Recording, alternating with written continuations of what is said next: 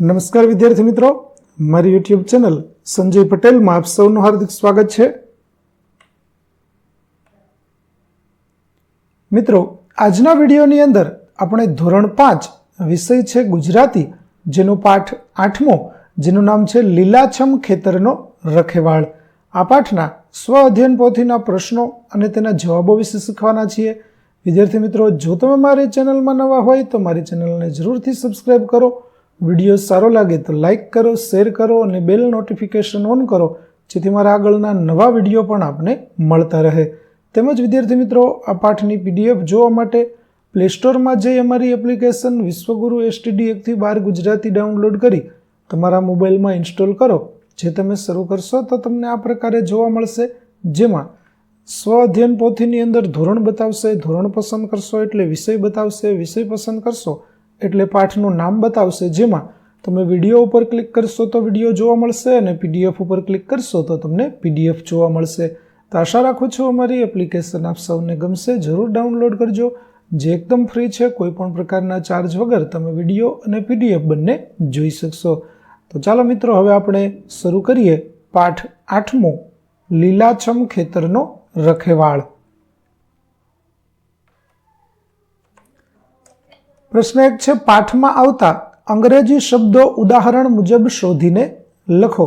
જેમ કે સે ઉપરથી સેફટી, એવી રીતે ટા પરથી ટાઈમ મીટર કે ટાઈમ મશીન, રો પરથી રોબોટિક, ફો પરથી ફોટોન, ડી પરથી ડિજિટલ, લે પરથી લેસર, શ પરથી શટલ, ટ્રા પરથી ટ્રાવેલિંગ અને ફો પરથી 14.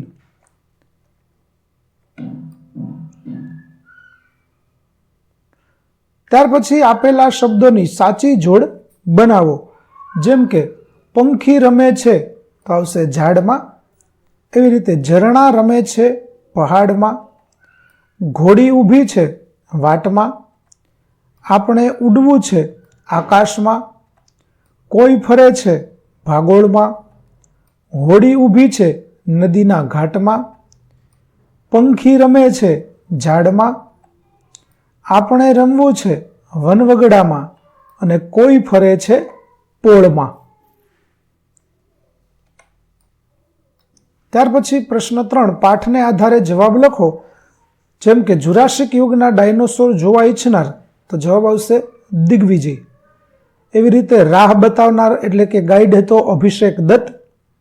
સુરક્ષાનું ધ્યાન રાખનાર એટલે કે સેફટી ઓફિસર તે અમોઘ રાડિયા હતા. અને કાર્યક્રમના અધિકારી છે તે શાંતા પરમાર હતા. ત્યાર પછી આપેલા શબ્દ પરથી પાઠમાંથી શોધીને વાક્ય લખો. જેમ કે ડર, તો તેની આંખો ડરથી સફેદ પૂણી જેવી થઈ ગઈ હતી. એવી રીતે શાંત, તો ત્રણેય અધિકારીઓ પોતાની જગ્યાએ શાંત થઈ બેઠા હતા. ભયભીત, તો દિગ્વિજય ભયભીત થયેલો દેખાતો ન હતો. ત્રીજું ચિંતા, તો આ જોઈને તો અભિષેક અને શાંતાની દિગ્વિજય માટેની ચિંતા ગુસ્સામાં ફેરવાઈ ગઈ. આનંદ, તો દિગ્વિજય આનંદથી બોલી ઉઠ્યો. અને દુઃખ, શાંતા હવે શાંત રહી શકી નહીં, દુઃખ અને ગુસ્સાથી ધ્રુજતા અવાજે બોલી. ત્યાર પછી 5મું છે, છોકરો શું પસંદ કરશે? તૈયાર હો ગીતના આધારે લખો. તો પહાડ, ઝાડ અને આકાશ, તો તેમાંથી છોકરો આકાશ પસંદ કરશે. પોળ, ભાગોળ અને વનવગડા, તેમાંથી છોકરો વનવગડા પસંદ કરશે. અને વાટ, નદીનો ઘાટ અને અવકાશ, તો તેમાંથી છોકરો અવકાશ પસંદ કરશે. ત્યાર પછી પ્રશ્ન 6, પાઠના આધારે ખાલી જગ્યા પૂરો. જેમાં કાદવથી ખરડાયેલા તો કપડાં અને બૂટ હતા. પૃથ્વી, તો સફેદ ધાતુ જેવી લાગતી હતી. ભીની સુગંધવાળી પગદંડી. ડુંગર જેવું એક વિશાળ ભયંકર ડાયનાસોર. આંખો, તો ડરથી સફેદ પૂણી જેવી. અને ધોળું ફક આકાશ. ત્યાર પછી પ્રશ્ન 7, છેલ્લું પતંગિયુંના આધારે વાક્યોને ક્રમમાં ગોઠવો. તો વિદ્યાર્થી મિત્રો, પ્રથમ ક્રમે આવશે સમય સંશોધન કેન્દ્ર પરથી પ્રવાસ શરૂ. બીજા ક્રમ ઉપર આવશે ફોટોન સ્પીડ મેળવવી. ત્રીજા ક્રમે આવશે હરિયાળી અને વિશાળ ધરતી અને પગદંડી. ચોથા ક્રમે આવશે ડાયનાસોરની ભયંકર ગર્જના. પાંચમા ક્રમે આવશે ડાયનાસોર બેભાન થઈ પડી ગયું. છઠ્ઠા ક્રમે આવશે કાદવથી ખરડાયેલો દિગ્વિજય હાફળો ફાફળો થઈને દોડતો દોડતો આવ્યો. સાતમા ક્રમે થશે બેકાર અને કંટાળાજનક પ્રવાસ. આઠમા ક્રમે આવશે બૂટ પર મરેલું પતંગિયું. અને નવમા ક્રમ ઉપર આવશે ભયંકર સન્નાટો. તો વિદ્યાર્થી મિત્રો, આ ક્રમમાં તમારે વાક્યો અહીં આપેલી જગ્યા છે તે જગ્યામાં લખવાના છે. ત્યાર પછી પ્રશ્ન 8 છે, ચિત્ર મુજબના શબ્દો ચોરસમાંથી શોધો. તો અહીં જે ચિત્રો આપેલા છે તે શબ્દોને આપણે ચોરસમાં શોધવાના છે. તો ચાલો આપણે શોધીએ. તો જુઓ, ચાડીઓ, પોપટ, ખેડૂત, ચકલી, થોર, મોર, ડોળા, વડલો અને કાબર. આવી રીતે આપણે ચોરસમાં બતાવીશું.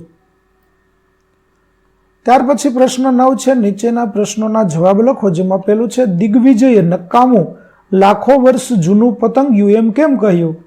તો પતંગિયું મરી ગયેલું હતું. જંગલમાં ભાગતી વખતે તે દિગ્વિજયના બૂટ સાથે ચોંટી ગયું હતું, આથી તે આવું કહે છે. ત્યાર પછીનો પ્રશ્ન 2, શાંતા પરમારે આપેલ કાર્યક્રમનો પરિચય લખો. તો શાંતા પરમારે ડાયનાસોર જોઈ શકાય તે રીતે સમયને સેટ કર્યો હતો. ત્યાં લેસર ટોર્ચ વડે જગ્યાને માર્ક કરી લીધી હતી. તેઓ જુરાસિક યુગમાં જવાના હતા. ત્રીજો પ્રશ્ન છે, શાંતા પરમારે કોઈને પણ નુકસાન ન કરવા કેમ કહ્યું?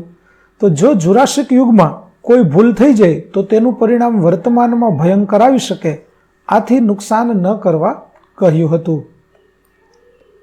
ત્યાર પછી દિગ્વિજય જંગલ તરફ કેમ દોડી ગયો? તો ડાયનાસોરે દિગ્વિજય તરફ ફરીને એક ભયાનક ગર્જના કરી.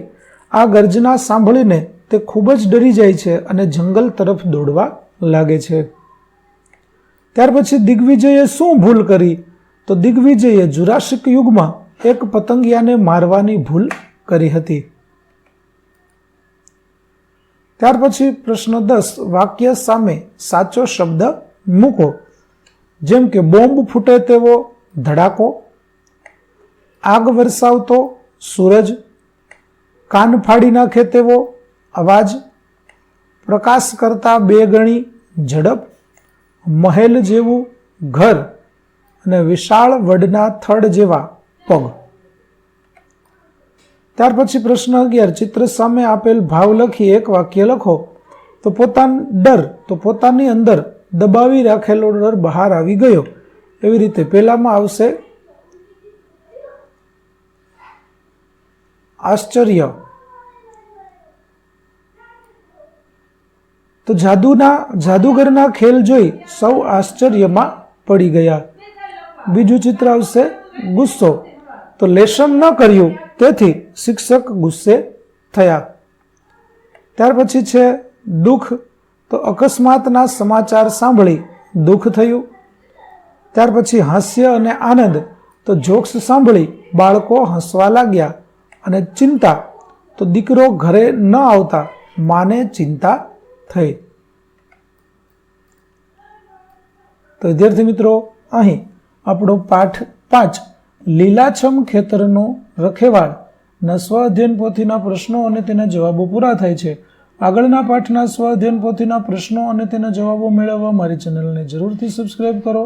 તેમજ PDF જોવા માટે પ્લે સ્ટોરમાંથી અમારી એપ્લિકેશન વિશ્વગુરુ STD 1-12 ગુજરાતી ડાઉનલોડ કરો, જેમાં આપને ધોરણ